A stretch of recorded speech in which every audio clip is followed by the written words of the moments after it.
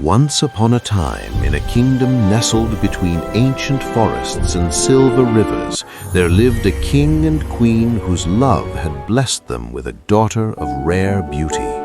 Her hair shone like threads of midnight silk, her eyes held the sparkle of distant stars, and her laughter rang like gentle bells through the palace halls. They named her Leora, meaning light, for she brought warmth to every heart she touched. But joy is fragile in old tales. When Leora was but a child, a dark prophecy came from an uninvited enchantress at her christening feast. This princess shall bring ruin to the kingdom. The crone hissed, her voice like dry leaves scraping stone. This princess shall bring ruin to the kingdom. Her beauty will awaken envy that devours all. In fury, the king banished the enchantress, but fear took root in his heart. To protect his daughter and his realm, he decreed that Leora must be hidden away until her 18th year, when the danger would pass. Leora must be hidden away until her 18th year, when the danger will pass. A faithful old nurse, kind and wise, was chosen for the task. She carried the young princess deep into the whispering woods to a secluded cottage, veiled by ivy and guarded by ancient oaks. There, far from crowns and courts, Leora grew like a wildflower, free, curious, and unaware of her royal blood. The nurse taught her to tend gardens, spin wool by firelight, and listen to the songs of birds. You are my dear granddaughter. The nurse would say, her eyes misty with unspoken truth. Leora called her grandmother. Grandmother. And the simple life felt like home.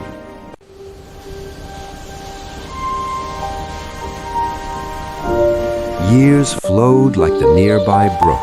Leora became a maiden of breathtaking grace, her kindness drawing woodland creatures near. Deer grazed at her hand, birds perched on her shoulder, and even the shy foxes brought gifts of shining berries. Yet dreams haunted her, visions of grand halls, golden thrones, and a father's sorrowful face.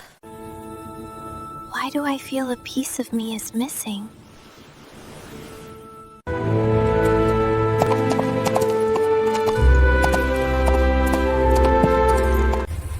One crisp autumn day, a young prince named Elias rode through the forest on a hunt. His kingdom bordered the hidden cottage, and tales of a mysterious beauty in the woods had reached his ears. Tired and lost, he stumbled upon the garden where Leora knelt, gathering herbs. Sunlight danced on her hair, and her song wove through the air like magic. Elias froze, his heart struck as if by an arrow. Who is this vision?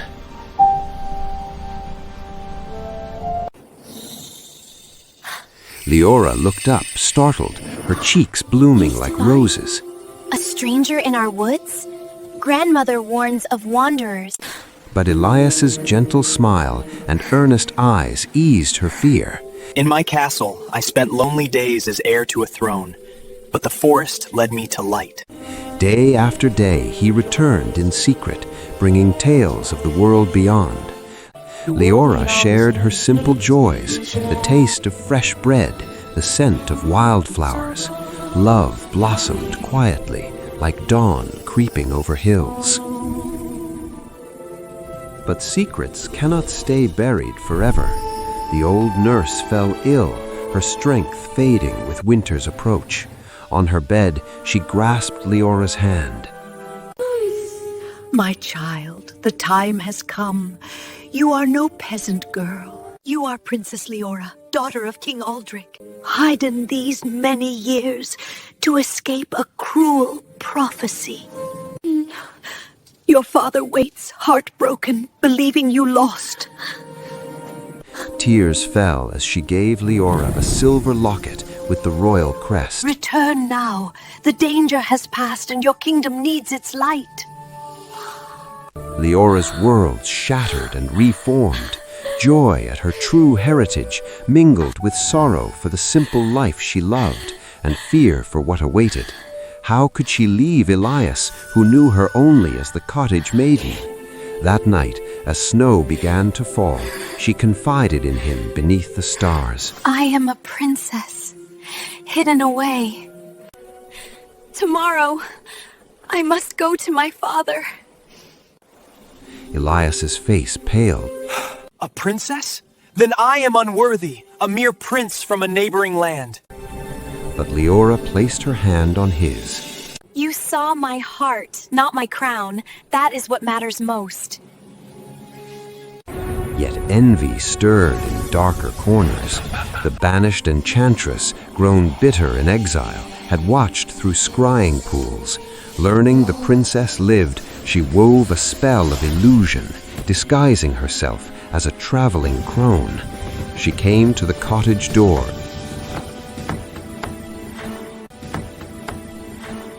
As Leora prepared to leave, A gift for the road, dear, for safe travels. she croaked, offering a gleaming apple red as blood for safe travels. Leora, ever kind, accepted with thanks. One bite and darkness swallowed her. She fell into an enchanted sleep, pale and still, hidden once more, this time in thorns that grew thick and impenetrable around the cottage. Elias returned at dawn to bid farewell and found only silence. Bursting through the thorns that tore his cloak, he discovered Leora lifeless on the floor. Rage and grief fueled him.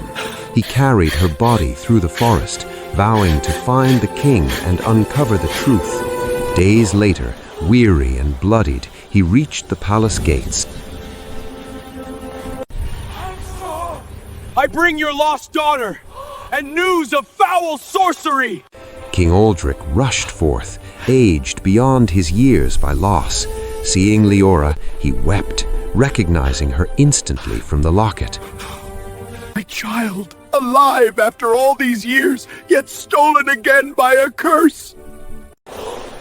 The court mourned, but Elias refused despair. There is an enchantress in these lands, banished long ago. She is the shadow behind the prophecy. The king summoned wise counselors and magical allies. Together, they traced the crone's trail to a crumbling tower in the mountains. Elias led the charge, sword drawn, heart fierce. They stormed the lair, where the enchantress cackled over her victory.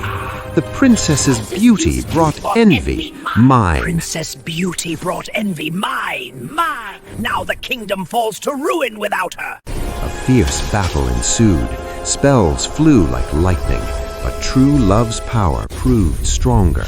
Elias, remembering Leora's tales of kindness conquering cruelty, held up the silver locket.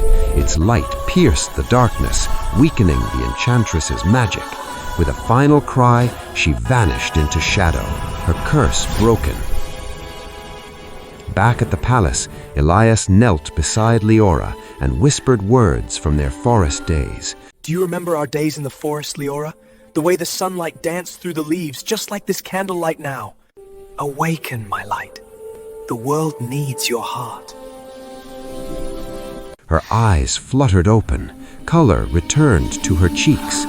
Father and daughter embraced amid tears of joy, the kingdom rejoicing at the return of their hidden princess. A grand celebration followed. Leora, now radiant in royal gowns, stood beside Elias, whose bravery and love had proven his worth. They wed beneath blooming arches, the forest creatures gathering as witnesses. The king ruled wisely with his daughter at his side, her kindness healing old wounds. And though shadows may linger in every tale, Leora taught her people that true beauty lies not in crowns or prophecies, but in the light one carries within, even when hidden from the world.